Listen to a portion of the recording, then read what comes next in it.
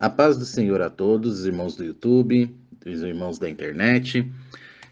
Meu nome é Carlos, eu sou cristão já há vários anos, me converti na Igreja Batista, hoje estou na Igreja Assembleia de Deus e estamos aí na caminhada para Jerusalém Celeste. Eu gostaria de relatar 4 visões que Deus me deu, visões e sonhos, né?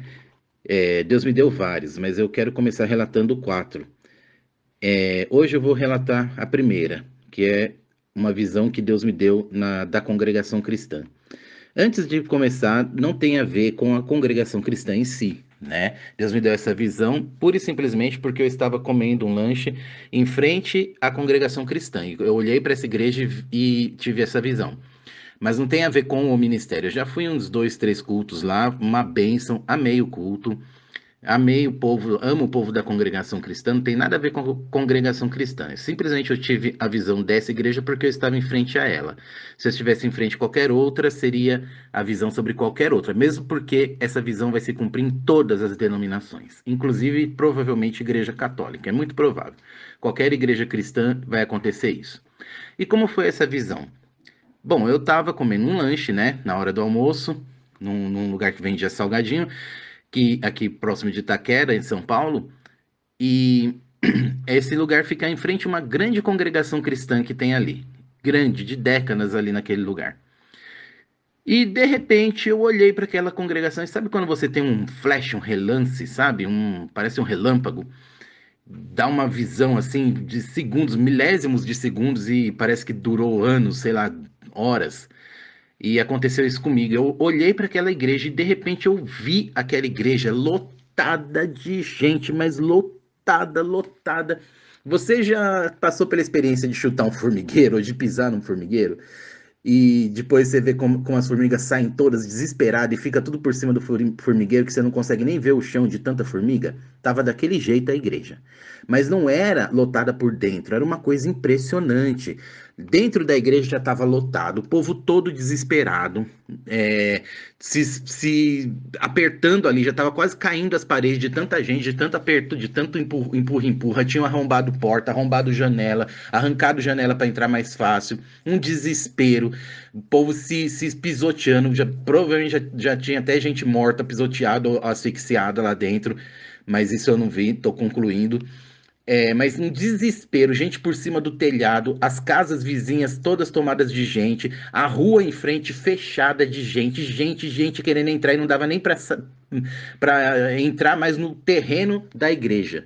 Lotado de gente, gente para todo lado. E por que que tinha acontecido isso? A, os irmãos já devem ter concluído, tinha acabado de haver o arrebatamento. Dentro da igreja, eu percebia que não tinha nenhum líder da igreja. Eu percebia que a maioria dos crentes que frequentavam, que eram fiéis ali, tinham subido, 90% talvez. Mas claro que a gente não pode falar em número, porque número só Deus conhece, né? E como eu disse, não tem a ver com ministério. Isso vai acontecer em todas as igrejas. Não é por tô nem elogiando nem criticando a congregação cristã. Não é porque a congregação é muito boa que vai subir todo mundo e as outras não. Não é isso que eu estou dizendo. Eu estou dizendo que todas as denominações, no dia do arrebatamento, vai ser o culto mais, entre aspas, avivado da história da igreja. Por que avivado? Porque as pessoas confundem avivado com barulhento. Avivado é o que está vivo, e só está vivo quem está na presença de Deus. Então, aquele povo que vai estar lá fazendo barulho, escândalo, não está avivado. Eles estão mortos porque eles foram deixados no arrebatamento, né? Estão mortos espirituais. Naquele dia vai se cumprir como a parábola das 10 virgens, né? Que todo mundo conhece essa parábola. Que as 10 virgens estavam esperando o noivo, mas 5 delas levaram azeite e 5 não levaram. E aí, quando chegou o noivo à meia-noite, quem tinha azeite estava com a lâmpada acesa, subiu com o noivo. Quem não tinha foi buscar o azeite. Quando voltou, o noivo já tinha subido e fechado a porta.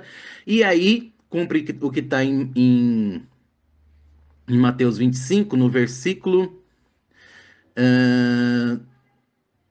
no versículo 11. E depois chegaram também as outras virgens, dizendo: Senhor, Senhor, abre-nos. E ele respondendo disse: Em verdade vos digo que não vos conheço. Vigiai, pois, porque não sabeis o dia nem a hora em que o Filho do Homem há de vir. Então, irmãos, estava se cumprindo aquele versículo 11, que as virgens ficaram gritando: Senhor, Senhor, abre-nos a porta. Quais virgens? As loucas, né? As que ficaram no arrebatamento. Irmão, era muita gente. Daquela multidão eu percebia o quê? Alguns frequentavam a igreja. É o famoso joio no meio do trigo. Ou às vezes não é nem joio, são pessoas que estavam naquele namoro com Jesus, mas não tinham decidido casar ainda, sabe? Sabe aquela pessoa que tá para se converter, mas não converte? Sabe? Tá querendo, tá pensando em entregar a vida para Jesus, mas não entrega de fato. Já tá até frequentando a igreja. Mas, irmãos, não é frequentar a igreja que leva para o céu, é ser a igreja que leva para o céu. Eu não vou para o céu porque eu me converti à Igreja Batista, ou à Igreja Assembleia de Deus, ou à Igreja Congregação Cristã no Brasil. Eu vou para o céu porque eu me converti a Jesus Cristo, Filho de Deus, o meu Senhor, o meu Salvador. Tenho certeza absoluta, convicção total da minha salvação e que pela graça dele, misericórdia dele, os meus pecados e as minhas iniquidades, os meus defeitos estão perdoados e limpos e pagos pelo sangue de Cristo.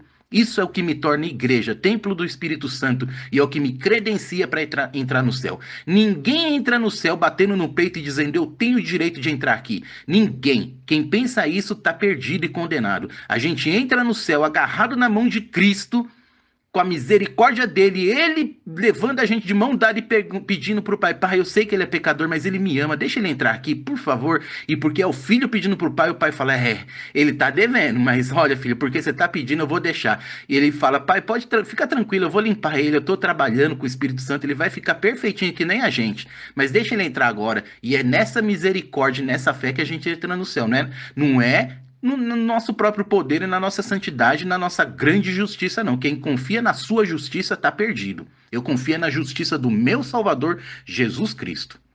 Então, irmãos, tem gente que está na igreja, mas ainda não entendeu essa graça de Deus, ainda está confiando talvez em obras mortas, confiando no seu próprio poder ou na sua própria santificação. Confiando, não que a gente não deva se santificar, mas não é isso que nos leva para o céu. A gente se santifica porque somos salvos e não para sermos salvos. Eu me santifico porque eu estou salvo em Cristo e quero parecer com Ele. Não quero mais parecer com o mundo.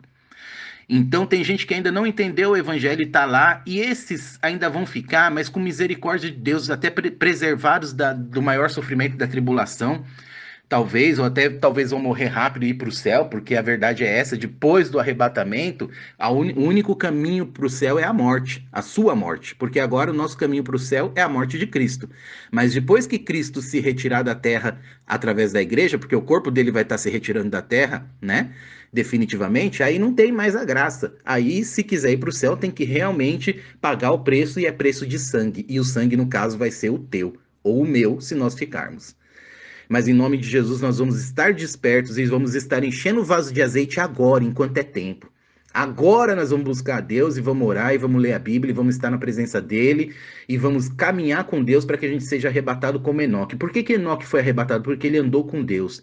Mas hoje a igreja está andando com o WhatsApp, com o Facebook, com o YouTube em vídeos inúteis. Se for o WhatsApp, YouTube e Facebook para assistir pregação, para ouvir hino, ainda vai. Para ler a Bíblia, ainda vai. Mas vamos ser sinceros, a maioria não é para isso. São vídeos inúteis, distrações inúteis, coisas fúteis, bestas que te levam a lugar algum. E fazem com que você encha a sua vasilha, que era para estar de azeite, está sendo enchida de água suja e não de azeite. E água suja não faz sua lâmpada brilhar e não te leva para o céu na hora que você precisar de luz. Amém? E essa visão da congregação, ela estava assim, foi uma coisa de relance, mas foi uma coisa assim impressionante. Tava um clamor, um desespero tão grande naquele povo que estava lá fora, clamando, porque eles sabiam que ali era o lugar onde era o lugar da salvação. Era ali que tinha que ir para entregar a vida para Jesus, para ser salvo, para receber o azeite, receber o Espírito Santo, participar da comunhão do corpo de Cristo, tomar a Santa Ceia, cumprir os únicos 2 sacramentos que Jesus deixou, né, que é o batismo nas águas e a Santa Ceia. Era ali que eles tinham que estar congregando, participando, fazendo parte do corpo de Cristo, colocando os dons deles a serviço da igreja, trabalhando no ministério de Cristo, fazendo a obra. E eles sabiam que era ali que eles deveriam estar, mas ficaram deixando para depois, deixando para depois, deixando para depois, e o depois chegou e acabou a chance. Fechou-se a porta. Irmãos, você sabe a única diferença de oportunidade que tem do segundo antes do arrebatamento para o segundo depois? A porta fechou. Fechou a porta da graça. Acabou-se a sua oportunidade. Quem entrou, entrou. quem ficou, ficou. Só que a questão é que você não sabe qual é o segundo que essa porta vai fechar. E por que a gente não sabe, irmãos? Porque Deus é muito inteligente, irmão. Deus é inteligente demais, demais. Deus é maravilhoso, é lindo, é perfeito. Ele sabe que a gente é tão sem vergonha, tão sem vergonha, tão sem vergonha, que se a gente soubesse que Jesus ia voltar às 4h54 da noite, né? Da tarde, perdão, às 4h54 da tarde, do dia 10 de novembro de 2021, por exemplo, né? Não é profecia, não. Em nome de Jesus não vai voltar nessa data. Eu espero que ainda demore um pouco, que eu quero ganhar mais almas para Jesus. Mas se a gente soubesse que ele ia voltar às 4h54 da tarde do dia 10 de novembro de 2021, a gente ia deixar para as 4h53 da tarde do dia 10 de novembro de 2021 para se converter e buscar Deus. Claro que você pode estar dizendo, eu não. Claro, tem gente que já entendeu que não é assim. Mas a maioria faria isso. Deixaria para se santificar, para voltar a buscar. Talvez no máximo aí sim uns 10 dias antes. Vou fazer uns 10 dias de campanha tal, para no dia tá preparado, né, para subir. Deus é muito inteligente, ele quer que a gente esteja preparado desde sempre, para desde sempre estar trabalhando para ele, fazendo a obra. Irmãos, o que eu vi também naquela visão é que poucos eram os que estavam frequentando ali. A maioria do povo que estava ali era povo que tinha passado por aquela igreja. Faz uma continha aí na sua vida. Se você tem vários anos de evangelho como eu, tenho 23 anos de evangélico e não ando de igreja para igreja. Praticamente eu frequentei duas igrejas, duas denominações, foi a Batista, né, renovada, e a Assembleia de Deus, do mesmo ministério, inclusive. Só na igreja que eu tô, eu tenho 10 anos ali. Irmãos, quanta gente eu já vi passar por ali que vai em um culto e depois não volta mais. Quanta gente desviada, quanta gente que passou só por aquele lugar. Faz uma continha básica aí se você está na mesma igreja há muito tempo. Quanta gente você viu e quanta gente você conhece que você viu que era evangélico e não é mais. Infelizmente, irmãos, tá começando a acontecer uma coisa muito triste que tinha acabado nos anos 90, que é ter mais bares do que igrejas. Se você parar para pensar e perceber, fechou muita igreja. Porque a gente está na época da grande apostasia. A apostasia é abandono da fé. As pessoas estão abandonando Jesus. A verdade é essa. E estão voltando para os barzinhos, para os funks e para as baladas. O triste é isso. Teve uma época lá na década de 90 que eu tive o prazer de ver, principalmente aqui numa rua em Itaquera, que tinha acho que 5 ou 6 bares. Fecharam todos, acho que ficou um só e viraram igreja. Irmão, que bênção. Na mesma igreja que tinha 5, 6 bares, passou até acho que 8 ou até mais de 10 igrejas. E só 1 ou 2 bares. Irmãos, agora tá mudando de novo, infelizmente. E por que isso, irmão? Porque o povo não permaneceu, não perseverou. Foi como a parábola dos talentos, receberam Jesus com grande alegria, mas logo veio a dificuldade e abandonaram Jesus. Não é culpa do pastor, não é culpa da igreja, é culpa deles mesmo. Eles não perseveraram, eles não ficaram firmes, eles não se mantiveram na fé. Né? Como está escrito, justo viverá da fé, e se ele retroceder, minha alma não tem prazer nele. Então as pessoas preferiram os prazeres do mundo, preferiram a vida material e secular do que a vida eterna. Olharam para as mansões da terra e esqueceram das mansões celestes. Infelizmente, voltaram atrás. Um pouco também por culpa da igreja, não dá para negar. Porque, infelizmente, também a liderança tem uma certa culpa nisso, e nós também que deixamos de evangelizar, e eu me incluo nisso, temos também uma certa culpa nisso. Mas a principal culpa é realmente do povo que realmente esfriou na fé, infelizmente. E eu via que nessa multidão de gente que tinha, irmãos, se aquela igreja cabe 500 pessoas, é muito. Não sei se cabe 500 não, acho que cabe uns 200 ali. Tinha, irmãos, acho que perto de uns 15 mil, no mínimo umas 15 mil pessoas ali naquele lugar. Não cabia dentro do terreno da igreja, ficava espalhado pela rua, pelas casas em volta. A rua não passava carro, era gente para todo lado, a polícia fechando, helicóptero passando, falando, nossa, o que está acontecendo aqui? Né? Aquela coisa incrível, sabe, impressionante e inédita. Então vai ser, como eu disse, o culto mais avivado, vai ser o culto do dia do arrebatamento. É um culto desprezível que eu não quero estar. Deus que me guarde. Desprezível, que aliás não é a palavra certa, é um culto, é, porque se eles cultuarem a Deus ainda está certo, né? Mas um culto desagradável, vamos dizer assim, um culto que eu não quero estar, realmente. Eu quero estar no culto das bodas lá em cima. Não nesse culto aqui embaixo, que vai estar o culto do desespero. Se a gente pode até botar um nome nesse culto aí. O culto do desespero dos desesperados. Todo mundo batendo na porta. Senhor, leva eu também creio em Cristo. Me perdoa, só desviei um pouquinho. Senhor, eu ia me converter, o Senhor sabe. Eu estava planejando até me batizar esse ano, Senhor. Tem misericórdia, me dá mais uma chance. Arrebata eu também, leva eu aqui, ó. Olha eu aqui. E Jesus lá de cima está dizendo: eu não vos conheço. E por que Jesus diz que não conhece? Porque a pessoa não se converteu. Porque quem se converte de fato fica com Cristo. Como diz lá na carta de João, saíram do meio de nós porque não eram dos nossos. Porque se fossem dos nossos, teriam permanecido conosco. Quem realmente se converte, irmãos, é como um hino, se não me engano, da Fernanda Brum. Quem já entrou no Santos dos Santos, quem já entrou no Santo dos Santos, em outro lugar não sabe viver. Realmente, irmão, quem realmente entrou na presença de Deus não tem prazer maior nessa terra e nessa vida do que estar na presença de Deus. Não tem como alguém ter realmente se convertido e abandonar a Deus. Entra naquela questão de se perde ou não a salvação, essa é uma questão que é uma discussão que é inútil e infrutífera, sabe? Não importa se você perde ou não a salvação, o que importa é você estar salvo, ter certeza da sua salvação e estar ficando com Deus para ir para o céu. Porque quem quer saber se perde parece que está assim querendo perguntar para Deus, né? Como um dia eu fiz isso, né? E Deus falou: "Não vou te responder, porque você quer saber se perde salvação só para saber se você pode dar uma voltinha no mundo e vai estar salvo ainda garantido". Então a verdade é essa. Irmãos, para não ficar muito longo, eu vou encerrar aqui, mas essa foi a minha primeira visão. Amém? Aquele povo que estava lá desesperado, uma multidão de pessoas, eram pessoas que tinham passado pela igreja ou conheciam, era parente de parente, ou já tinham assistido uma pregação pelo YouTube e sabiam que ali era o lugar que eles deveriam ter estado e não estiveram. Irmãos, esteja hoje no lugar que você deve estar, e o lugar que você deve estar é o centro da vontade de Deus.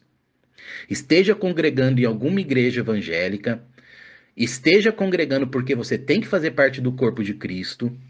Porque isso faz parte de uma outra visão que eu vou contar num outro momento também, de Jesus subindo, fugindo da perseguição, que é o arrebatamento também. É o corpo de Cristo que estava subindo, e se você não fizer parte do corpo de Cristo, você não faz parte dele. Não tem como. Não tem como. Quem comigo não ajunta, espalha. Amém? Deus abençoe a vida dos irmãos, que Deus os abençoe, e vamos, irmãos, ficar firme, porque o dia está chegando. Eu quero terminar apenas com aquela palavra de Timóteo, que está em 2 Timóteo 2,19. Todavia, o firme fundamento de Deus permanece, tendo este selo: o Senhor conhece os que são seus, e qualquer que profere o nome de Cristo aparte-se da iniquidade. Deus sabe quem vai e quem não vai no arrebatamento, mas nós não sabemos. Você quer ter certeza se você é de Cristo e você vai ser arrebatado? Busque a Ele, esteja na presença dEle, porque aí o Espírito Santo vai testificar com teu espírito, como está em Romanos capítulo 8, versículo 14, que você é filho de Deus. Amém? Que Deus abençoe e vamos para o céu. Não vamos perder essa oportunidade, não vamos deixar a porta da graça se fechar e a gente ficar do lado de fora. Vamos entrar em nome de Jesus. Amém.